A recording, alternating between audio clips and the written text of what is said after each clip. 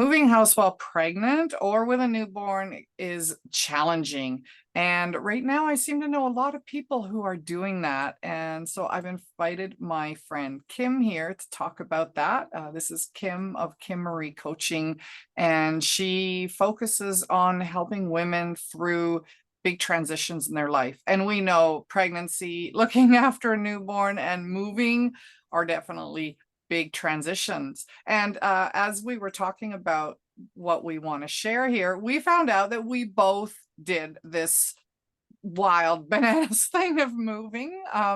I was about 38 weeks pregnant when I moved house. That was some years ago. And you had a newborn, right? Yeah, he was just under 2 weeks old. So yeah. So this is knowledge and experience talking. Oh my gosh. So when we're moving anytime, right? There's so much to do. We might have to do home repairs or get the house ready. We have to organize and plan so many things. And of course, this is all 100 times worse if we don't know where we're going. I have a couple clients right now who actually have a gap between their old place and their new place. So they sort of have to move twice because they have to put all their stuff in storage. One of them doesn't even know where they're going to move yet, because right now in many parts of Canada, probably the States too, it's actually kind of hard to find a place to live. And then when we do that during pregnancy or while we're looking after a newborn, we also have hormonal changes and fatigue and sleep and just the demands of being pregnant and newborn and all those appointments to fit in. If you're still pregnant, you're also going to appointments probably. We have to pack and unpack and clean and coordinate with movers. Move our utilities, move our mail, look after eating and drinking and childcare and maybe pet care, and just all the routines are disrupted, all while we're also trying to focus on birthing a baby or taking care of a baby. And I can't even imagine what this would be like with twins. I say a baby, but my goodness, it could be more. So a big thing, we're going to go through a few different categories, but asking for support is so hard. And Kim, what do you have to say? Like, I find, and this was true for me too, it's hard to ask for help. Many of us are used to just taking care of things, and we're competent and educated, and we're used to looking after ourselves. And I always tell my clients with pregnancy and newborn, like, ask for help, reach out. People Yeah. love to help, and your turn will come, but still we're reluctant to do so.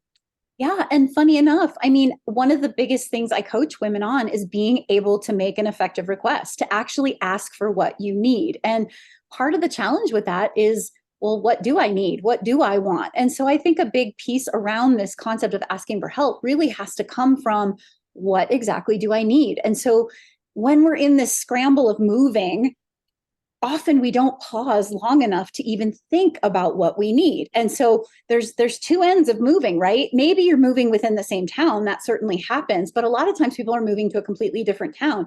And you can ask yourself, like, who on this end of the move could I ask for help, and who on the other end of the move could I ask for help? Or maybe you ask for a family member to come and be there when you arrive at the new place, or be there for the first week or two or something until you get settled in.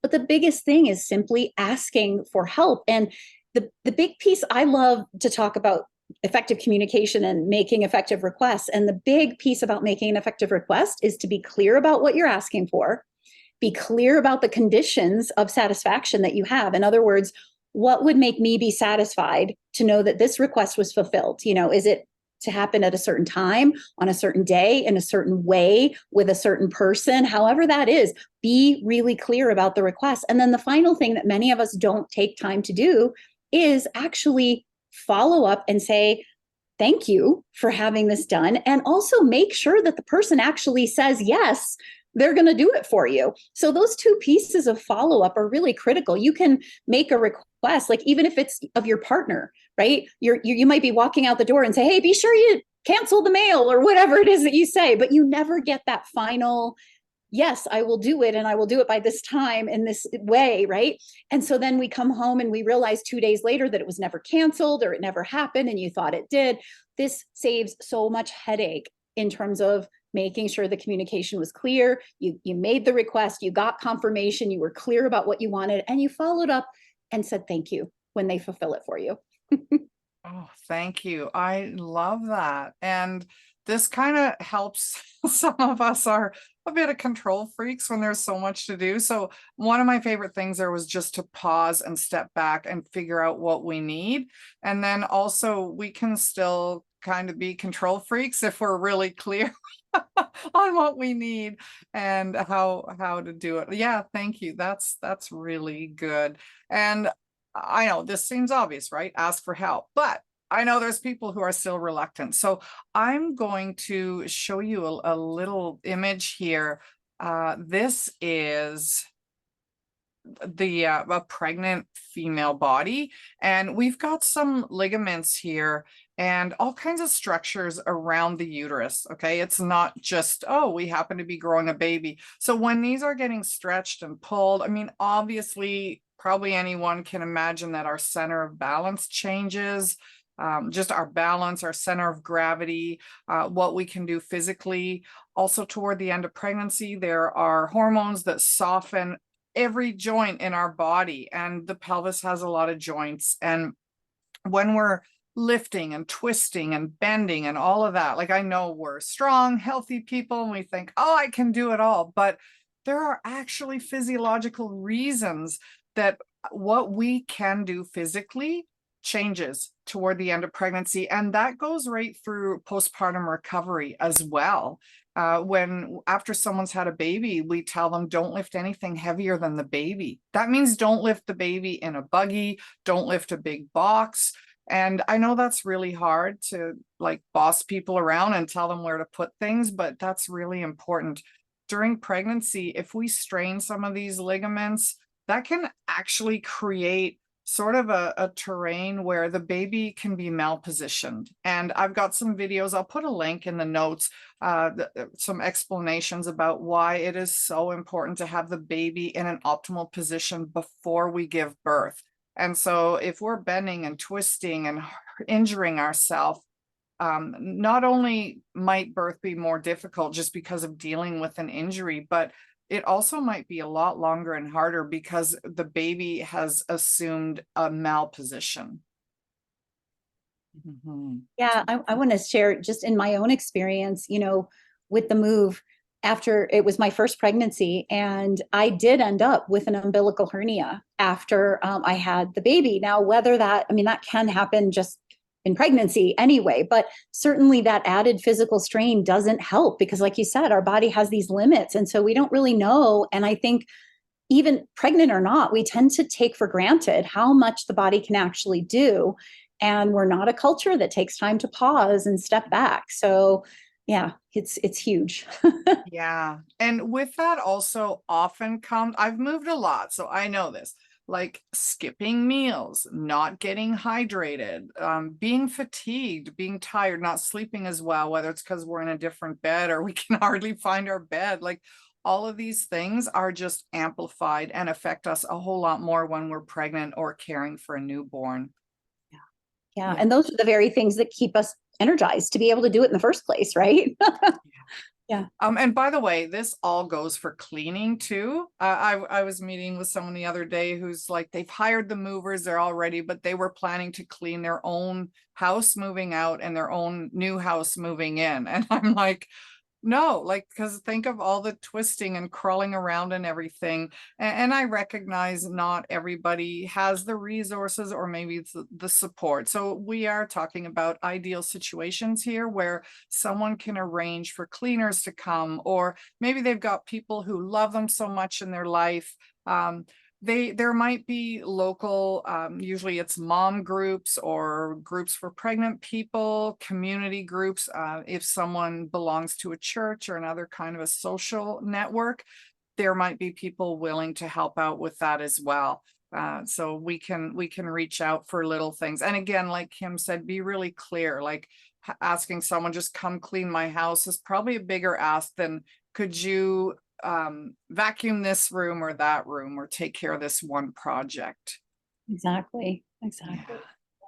Now, the emotional stress, and this is really like Kim is so expert at this, but just the emotional stress of all the logistical demands, adapting to a new environment, having our routines disrupted, or trying to create new routines while we're also growing a baby or taking care of a baby.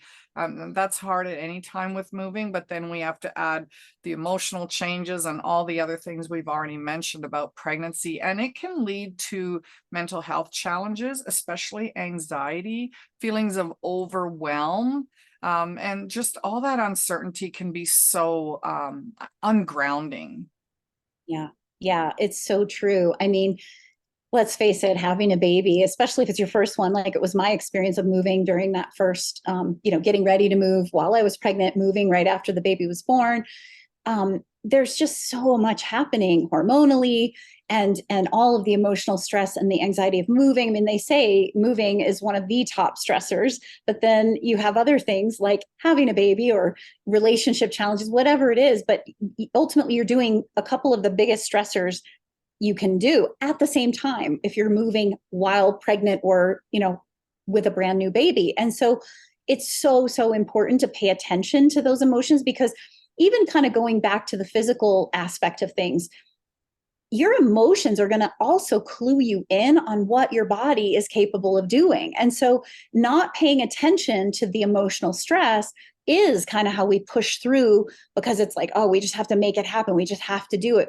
It's got to be done. I know in my case, my husband was, he had a new job and they were willing to wait for us to have the baby for him to move. But it just felt like there was all this pressure of hurry up and move as fast as we can after the baby comes, which then, there's a huge difference in our emotions between pregnancy and actually having given birth. I know for me, I was a little surprised that as happy and joyful and blissful as I was to hold this beautiful new baby in my arms, I also felt an emptiness. There was like, oh, it's not inside of me anymore. Like there's somehow there was an aspect of you're kind of grieving one experience and celebrating another all at the same time. And this goes for all of life. Like even just moving would do that. We'd be grieving, leaving the old place, even if we want to, and it's the right thing to do, and it fits with our life dreams, we're still going to have a certain amount of sadness or loss experienced with that move.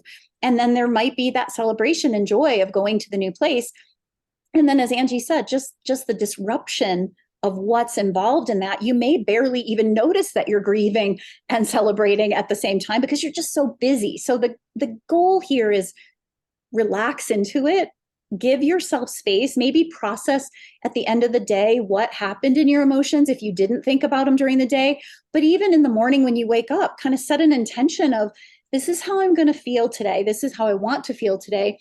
And I'm going to pay attention. I'm going to have some check-in points for myself during the day to see, am I on track? Am I getting overloaded, overwhelmed? Maybe use mealtime as an opportunity to check yourself, or, a moment of resting to check yourself, however that is. But it's so important to pay attention to the emotional piece. It just comes back to the pause, doesn't it? And Yeah. I know there are some apps too that like will randomly tell you to just take a breath and pause. So even something like that might be helpful.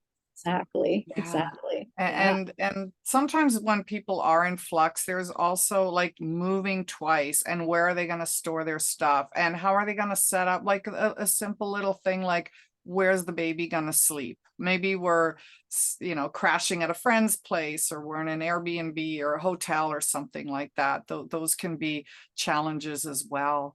Yeah, my experience included that. I had temporary housing because we were having a house finished getting built while we were in the process. So we had to move into a temporary apartment, which meant packing was like, okay, which things do I need to make sure are on the end of the truck and go into the new place, and which things are going into storage. And I had to coordinate and plan all of that. And then you're in a space and you usually don't have everything you want, and maybe you're surrounded by boxes because that's just what you have to do for a couple of months. And it's not optimal, and it's not fun. And so it's really important also for the emotional care, especially once you have the baby, if that's your case, like get out and go for walks, be outdoors, get out of that.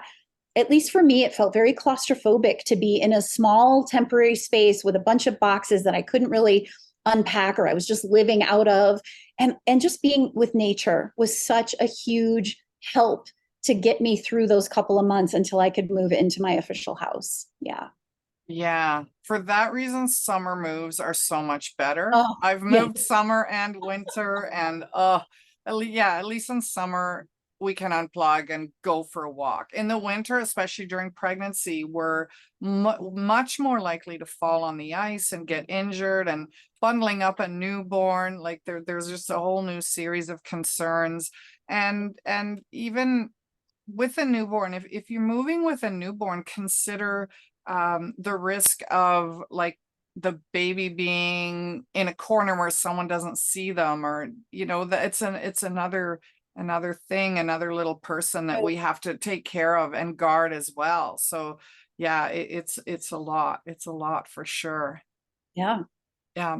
And for partners too, moving is just, it's not only hard on the pregnant person, it's hard on everybody involved, whether there's other children already or partners. Moving as a single parent, I just can't even imagine all of that's just what, like, wow, that's really hard. A lot of partners, like I'm sure it happened in your experience, where your partner was getting into a new job, which is often a reason for moving. And so we have someone who's trying to do their best working outside the home, and then we have someone else doing their best working in the home. And then, like, for the partners to come home, and they need to take care of themselves too, but there's also a whole lot to do that we know the new birth mom probably shouldn't be doing. Yeah. So we need for them to look after themselves too. And this is where the communication also is key, because the two of you in partnership need to speak with each other about what are your needs, what do you want, what's a priority, what has to happen, who can do what, who can't do what, and really be clear about that. And this is, certainly writing things out, having a list, maybe deciding what tasks are going to happen on what days, and each of you is very clear about what needs to be happening. But what I see so often in any kind of transitional situation is lack of communication is probably the number one thing that makes it so much harder than it needs to be. So it's, the extra, I don't know, even an hour or so of mapping it out and sitting down and really thinking through as best you can, because things will come up that you didn't think about, of course, but really thinking through what has to happen and who can do what and how that's going to look. And then who can we ask for help to fill in the gaps where it's not going to work for just the two of us to do. That's going to be the number one key, I think, in making it run smoothly for everybody. Yeah. Yeah. Yeah. Sophie's agreeing with you there. Yeah. Oh, thank you. These are, I love that you're providing some of these really tangible things to think about, like things to do as well. Any other last minute wisdom? It's not last minute. Any other closing wisdom? Yeah, no, I mean, I think, I just love that we're doing something like this, because I think it's something that is just taken for granted, that so many people think, okay, yeah, new baby, move into a different house, maybe a new job comes with it, whatever. A lot of times, just the simple act of getting pregnant starts to change everybody's life. It's like, oh, maybe I need a new job to make more money, or maybe I need to move to make more room, or whatever it is. And so a new baby naturally comes with transition, not just with the baby. Often there are these other pieces. And so hopefully, these ideas are just super helpful to help you take care of yourself. And I would say the biggest piece is to make sure you're taking care of yourself. Like, if your cup is not full, if you are not feeling rested and clear and nurtured and protected and safe and all of those things that are needed, any kind of addition to having a baby or a newborn is going to be challenging. So that's first and foremost. And I know Angie teaches all about that, just getting through the pregnancy, taking care of yourself throughout the pregnancy. But this makes it all that much more important. So. Yeah, thank you. And I will also add, for people to think they like plan to do less. I Yeah. tell people, that breastfeeding is a full-time job. If you're planning to breastfeed, then that's a full-time job. That's like a 12-hour a day minimum job. And lots of times people have visions that, oh, I'm gonna be off work. I have a baby. I'm gonna like learn a new language and play an instrument and sort out all my photos and in this case, unpack my house and it's gonna look beautiful in a week. And like Yeah. really, it's a full-time job just to care for a baby. Even if someone isn't breastfeeding, it's still pretty much a full-time job. It's quite amazing how much energy newborns can take from one, certainly, or two competent adults. And this time is full of love and tears and all of it. But so if you are moving with a newborn in your life, plan, like just make the longest timeline you can. And if you get ahead of schedule, that's some kind of a miracle. Buy a lotto ticket